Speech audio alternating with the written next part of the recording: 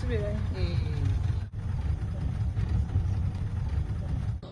Biba bigoye nyine gufata umwanzuro nk'umukobwa ukajya mu murimo wo gutwara ubwato mu mazi, ko tumenyereye ko abantu b'abasare ari abagabo cyangwa abasore.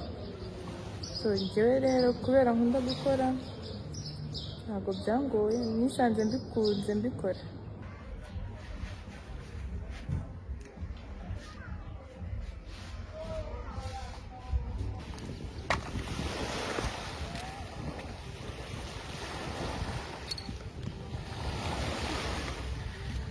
Ni nka ko kundi wiga gutwara imodoka, bakubwira ahangaha ni ku muriro, urafata umuriro n'amavitensi, ibintu byose nyine bikenerwa kugira utware. Abikwigisha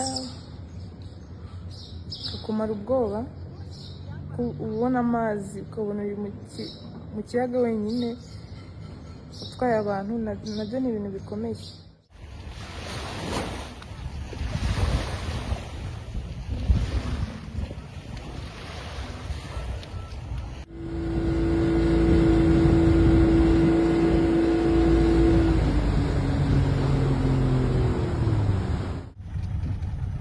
Hano Karongi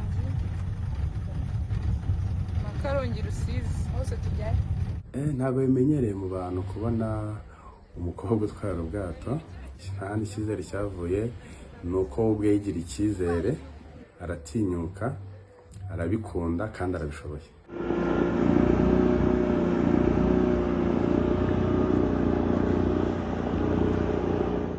Nta cyizere bangiriraga, byaragoranaga nyine, byarangoraga nanjye nkumva nabireka nabivamo, kuko n'ubundi ntabwo watwara abantu batakwizeye.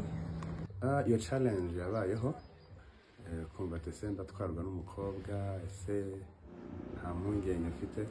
Ibyo byabayeho, ariko uko iminsi yagiye iza n'abakiriya ubwo bagiye batwisabira ati turashaka gutwarwa na wa mukobwa Clarisse, turashaka gutwarwa na wa mukapiteni w'umukobwa.